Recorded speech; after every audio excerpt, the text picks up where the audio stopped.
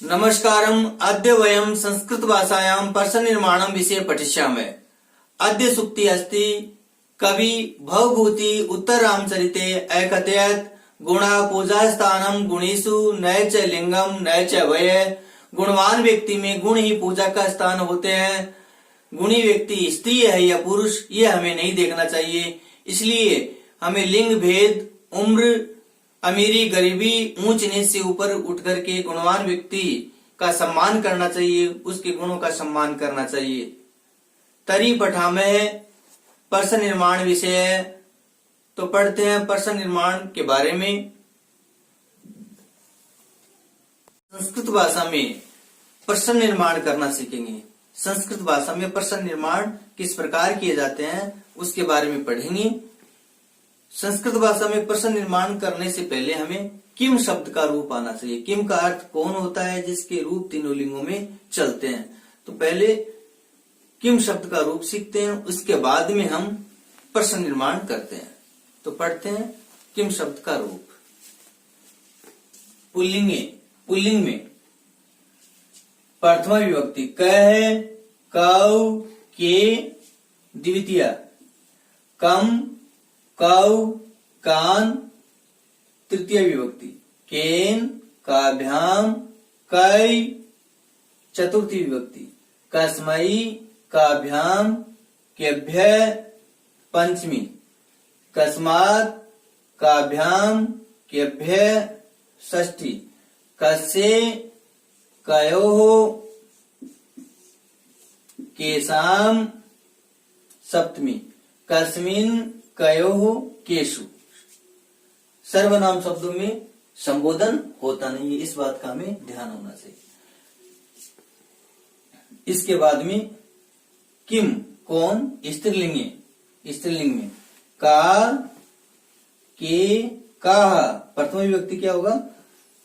का, के, काह, काम, के, काह, कया, काभ्याम, काभी, कस्य, काभ्याम, काभ्य, कस्या, काभ्याम, काभ्य, कस्याः, कयोः, काशाम, कस्याम, कयोः, काशु। ये हो गया स्त्रीलिंग में किम शब्द का रूप जो का से प्रारंभ होता है। और ये कैसे सैतौते, साते, ता, नपुंसकलिंग में किम, के, कानि, किम, के, कानि प्रथमा और द्वितीय विभक्ति। तृतीय से लेकर के सप्तमी विभक्ति तक पुल्लिंग के समान चलते हैं। तत् ते तानि, तत्ते तानि, किम के कानि, किम के कानि। यहाँ समानता देखिए आप। प्रथमा विभक्ति का जो द्विवचन है वो समान है और तृतीया, चतुर्थी, पंचमी विभक्ति का द्विवचन समान है। चतुर्थी और पंचमी विभक्ति का क्या है? बहुवचन जो है वो क्या है? समान है चतुर्थी और पंचमी विभक्ति का। इसी प्रकार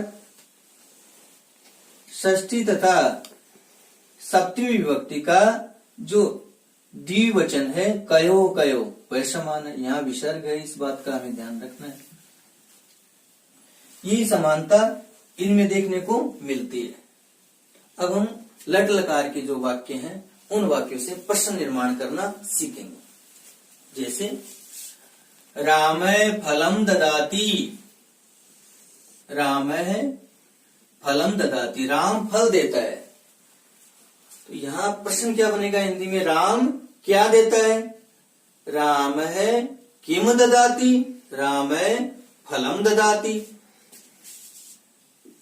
रामः किम ददाति। उत्तरम रामः फलम ददाति। इसके बाद में है बालकौ फलानि खादतः। बालकौ फलानी खाते हैं। बालकौ द्विवचन है, 2 बालक फल खाते हैं। तो यहाँ कौ फलानी खादते, कौन फल खाते हैं? बालको फलानी खादते हैं, बालक फल खाते हैं। तो ये पुल्लिंग है, द्विवचन है। तो किम का पुल्लिंग द्विवचन क्या होता है? कौ होता है। कौ फलानी खादते हैं। इसके बाद में है बालिका पुस्तकम पठन्ति। बालिका पुस्तकम पठन्ति, बालिकाएं पुस्तक पढ़ती हैं। बालिका क्या पढ़ती हैं? हिंदी में हो गया बालिकाएं क्या पढ़ती हैं? तो बालिका किम पठन्ति, प्रश्न क्या हो जाएगा? बालिका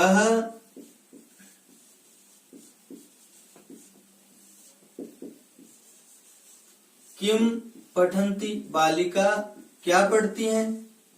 पुस्तकम पठन्ति, पुस्तकानि पठन्ति। तो यहां जो किम जो शब्द है वह अव्यय के रूप में ही प्रयुक्त होता है, जिसका अर्थ क्या होता है? तो प्रश्न निर्माण की बात करते हैं। जब हम किसी से प्रश्न करते हैं तो किम शब्द का प्रयोग किया जाता है। क्या? मोहन सोहन को भोजन देता है। इस वाक्य में 2 प्रकार के प्रश्न बनते हैं। पहला प्रश्न तो ये हुआ कि मोहन सोहन को क्या देता है? मोहन सोवनाय किम ददाति? उत्तरम मोहनाय सोवनाय भोजनम ददाति। दूसरा प्रश्न बनता है कि मोहन किसको भोजन देता है? मोहनाय कस्मै भोजनम ददाति। उत्तरम मोहनः शोवनाय भोजनम ददाति। इस प्रकार 2 प्रकार के प्रश्न बनते हैं। पहला हो जाएगा मोहनः शोवनाय किम ददाति। दूसरा मोहनः कस्मै भोजनम ददाति। मोहन किसको भोजन देता है? मोहन शोभनाय भोजनम ददाति। यहां में एक बात का ध्यान रखना है कि जिसके स्थान पर, जिस शब्द के स्थान पर हम प्रश्नवाचक शब्द का प्रयोग कर रहे हैं, उस शब्द का लिंग देखना है कि वो स्त्रीलिंग है या पुल्लिंग। उसका वचन देखना है कि वह एक वचन है, एक द्विवचन है, एक बहुवचन है। उसी के अनुसार हम जो सर्वनाम शब्द रख रहे हैं वह पुल्लिंग के अनुसार होगा या स्त्रीलिंग के अनुसार होगा। ये जो प्रश्न बना रहे हैं उस प्रश्न का जो शब्द है उसके अनुसार प्रयुक्त होता है। जैसे सोवनाय चतुर्थी विभक्ति एक वचन है, पुल्लिंग है, तो यहाँ भी चतुर्थी विभक्ति एक वचन किम शब्द का रूप हो गया कस्मै। हरि ही कलमें लिखती, हरि कलम से लिखता है। प्रश्न क्या हो जाएगा? हरि किससे लिखता है? हरि केन लिखती। हरि किससे लिखता है? हरि कलमें लिखती, हरि कलम से लिखता है। सह रतन नगरात अत्र आगमिष्यति, वह रतन नगर से यहाँ आएगा। तो यहाँ रतन नगरात में देखिए कौन सी व्यक्ति है? पंचमी है। तो किम का पंचमी क्या हो जाएगा? कस्मात हो जाएगा। सह कस्मात अत्र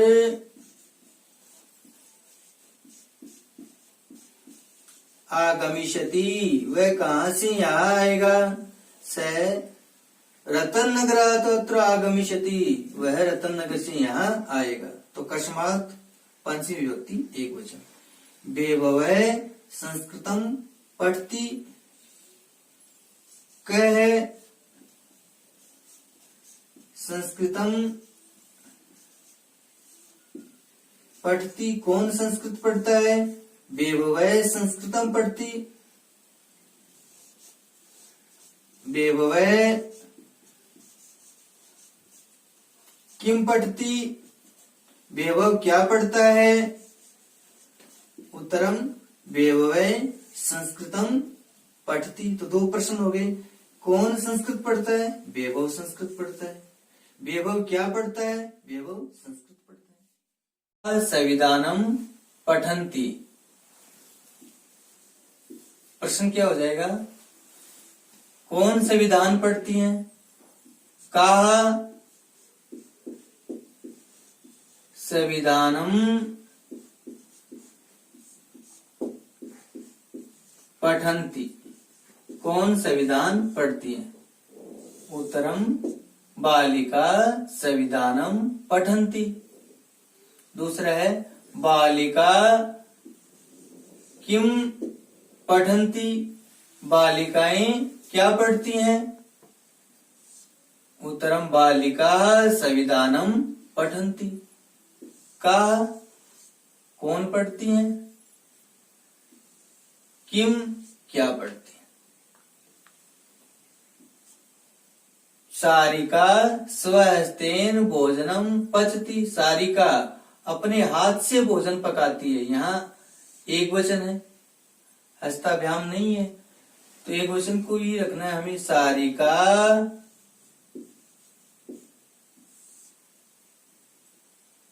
केन भोजनम पचती, सारिका किससे भोजन पकाती है?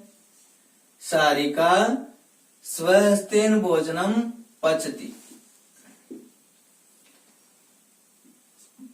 मम नाम अनिरुद्ध है, मेरा नाम अनिरुद्ध है। यहाँ जब वार्तालाप करते हैं तो इस प्रकार के प्रश्नवाचक शब्दों का प्रयोग हम करेंगे। यहाँ मम नाम अनिरुद्ध है, मेरा नाम अनिरुद्ध है। त्वम नाम किम, त्वम नाम किम। दूसरा है त्वम नाम कह, तुम्हारा नाम क्या है? तो यहाँ प्रश्नवाचक के रूप में रखें तो किम पुल्लिंगवत रखें, तुम्हारा नाम क्या है? तो त्वम नाम कह। तो मम नाम अनिरुद्ध है, मम नाम अनिरुद्ध। निहारिका वन विहारे निवसती, निहारिका कुत्र निवसती, यहाँ अव्यय शब्द कुत्र का प्रयोग होगा। निहारिका कुत्र निवसती, निहारिका कहाँ रहती है? निहारिका वन विहारे निवसती। पुल्लिंग शब्द, अकारांत पुल्लिंग शब्द राम, यानी वे शब्द जिनके अंत में ए की ध्वनि उच्चारित होती है उन शब्दों को अकारांत कहा जाता है। जैसे राम है, श्याम है, मोहन है, शोभन है, जन है, ये सभी शब्द, इन शब्दों के अंत में ए की ध्वनि उच्चारित होती है, इसलिए इन्हें क्या कहा जाता है? अकारांत शब्द कहा जाता है। इन सभी के रूप राम के समान चलते हैं। तो पढ़ते हैं राम के रूप के बारे में। प्रथमा विभक्ति राम है, रामौ, रामः। द्वितीया रामम, रामौ, रामान। तृतीया रामेण, रामाभ्याम, रामै। चतुर्थी रामाय, रामाभ्याम, रामेभ्य। पंचमी रामात्, रामाभ्याम, रामेभ्य। षष्ठी रामस्य, रामयोः, रामाणाम्। सप्तमी रामे, रामयोः, रामेषु संबोधन हे राम, हे रामौ, हे रामः। इस प्रकार राम की रूप चलते हैं। यहां ध्यान देना है, प्रथम विभक्ति एक वचन राम है विसर्ग लगता है, लेकिन संबोधन एक वचन में राम, हे राम, यहाँ विसर्ग नहीं लगता है, ये ध्यान रखना है। रामः प्रथम विभक्ति बहुवचन में विसर्ग लगता है रामः। तृतीय विभक्ति बहुवचन में विसर्ग लगता है रामाय। यहाँ देखिए आप, सप्तमी विभक्ति एक वचन रामे, रामई, यहाँ एक ही मात्रा है, यहाँ एक ही मात्रा है, लेकिन यहाँ विसर्ग नहीं है। और तृतीय विभक्ति बहुवचन में क्या लगता है? विसर्ग लगता है। ये बात ध्यान में रखनी है।